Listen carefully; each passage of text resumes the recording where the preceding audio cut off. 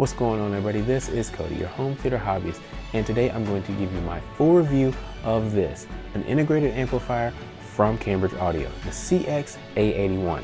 So let's get to it.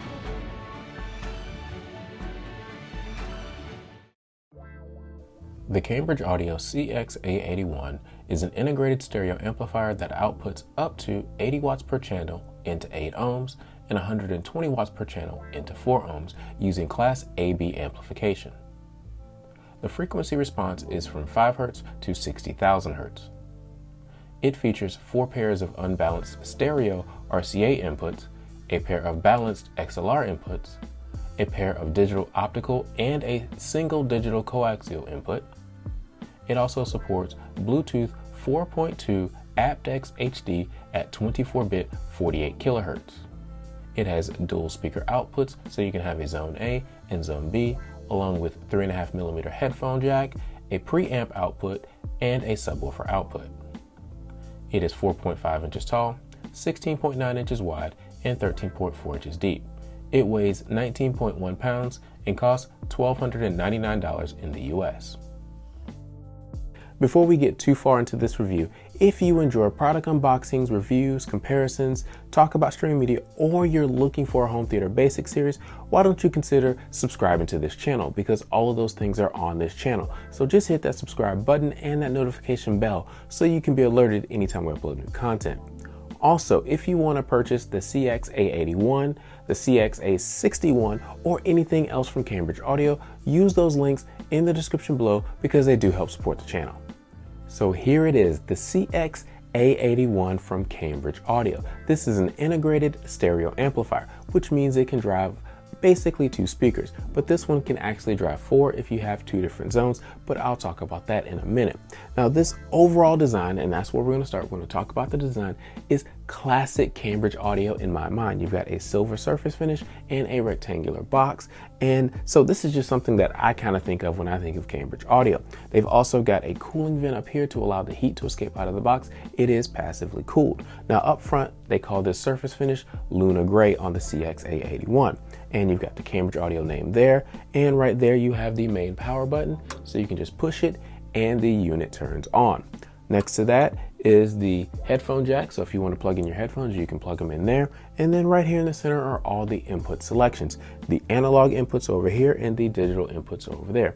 In the middle is this button right here, and that's how you select either your A or B speakers. So let's say you've got A in one room and then you've got B in the room next door. You can just push it here, it'll play the audio to the other room.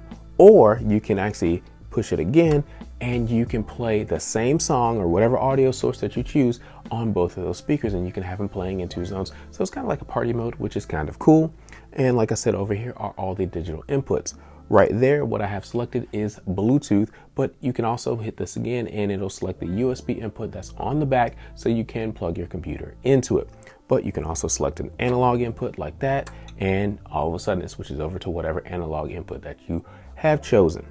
Now, right here is the main volume knob, and you can just turn it up or down, and there you go, you've got your volume. But I do want to show you one thing that I like about this particular amplifier.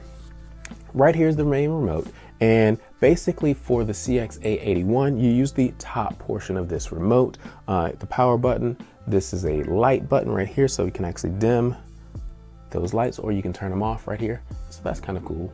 And then you've also got your main mute button here. This is how you select all your inputs right here up top. And then you just use your volume knobs right here in the middle. Now this remote is actually split up into 3 different sections. You have your amplifier here, you've got your network player that you would control here, and you also have the CD player, or CD transport is what Cambridge Audio calls it.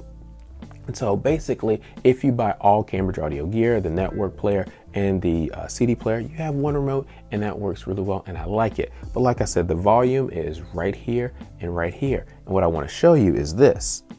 If you push the volume button up, the knob is moving up. And then if you want to turn the volume down,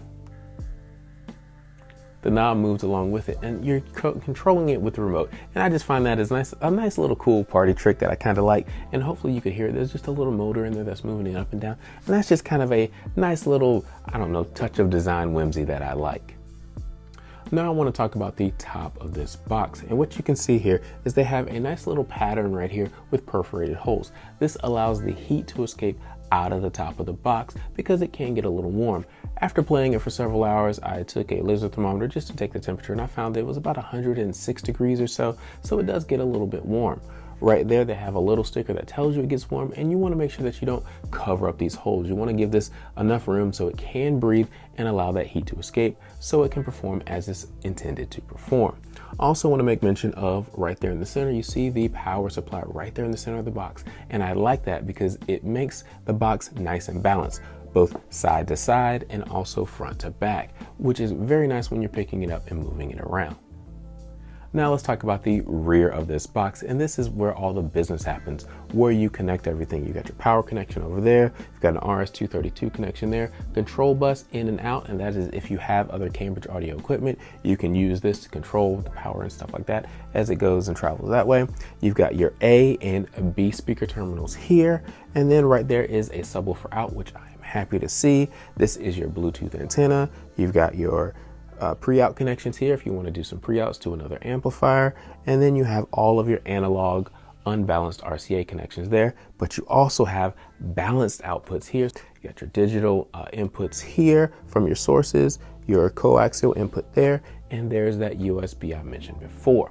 So you have everything you need back here to connect basically everything that you want. The only thing that is missing, I think, is a phono stage or a turntable amplifier, basically a preamp for a turntable, but otherwise everything is here. And I do want to make mention of one thing. I plug these in just using regular banana plugs, nothing special. And one thing that they mentioned in the manual, and I just noticed myself, was you want to make sure that you tighten these binding posts down really good, just so you can make sure you've got good connections with your banana plugs if you're going to plug them in that way. But these also accept bare speaker wire. You just unscrew them like that, and you can kind of wind it in that way. I just found that banana plugs were a little bit easier. Now I want to play a couple of audio samples so you can hear how this sounds. They'll be short and quick, and the whole point is just to prove that this does produce sound. Her beauty is unreal, just beat me out of here. If you wanna stay alive, if you don't wanna be her prey, don't stand in her way, run away.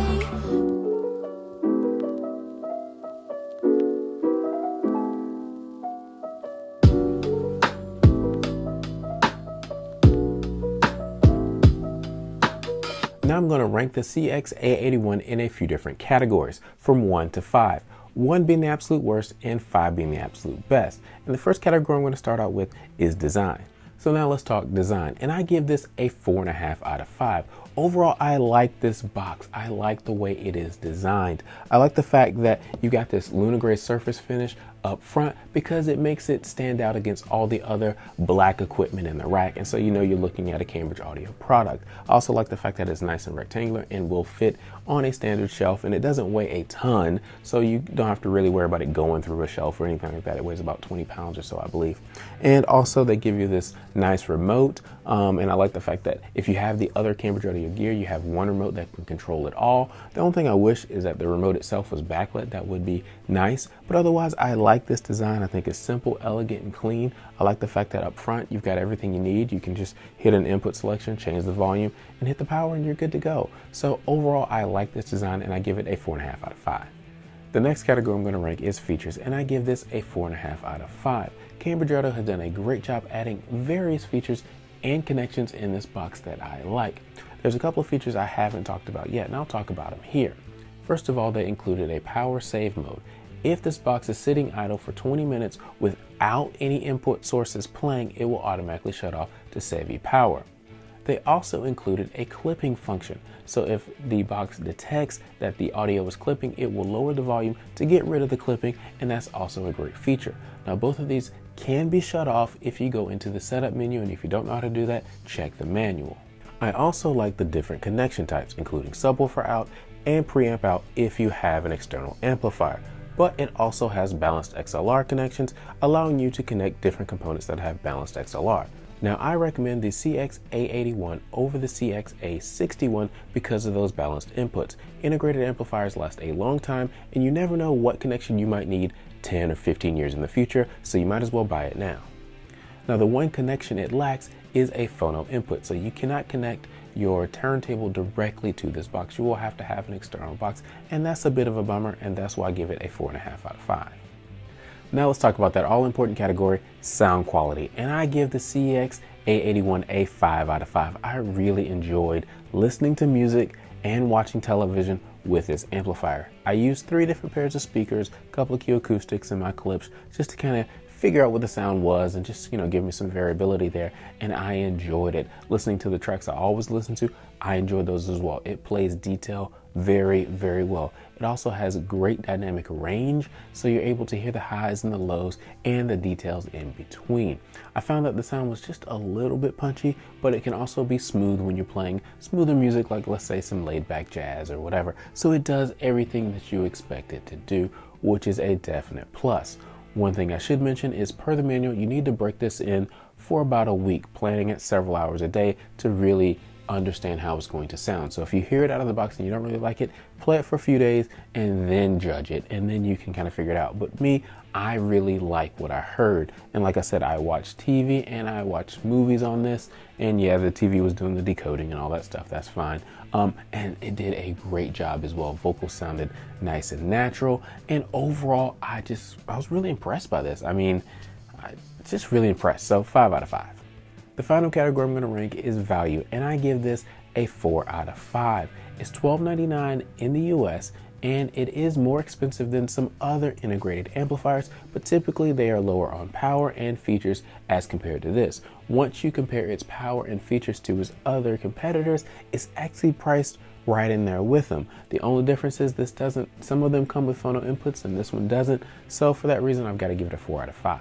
Overall, I highly recommend the CX81 from Cambridge Audio. I like the design, I like the feature set, and I love the sound quality. Great dynamic range, great detail, great depth. I mean, it does everything that I would want out of an integrated amplifier. I really enjoyed it.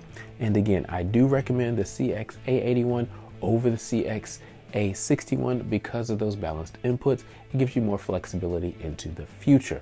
So if you want to pick up anything from Cambridge Audio, including this, and I recommend that you do, why don't you use those links in the description below. Thank you guys for watching. Please like, subscribe, and comment. We'll talk to you next time.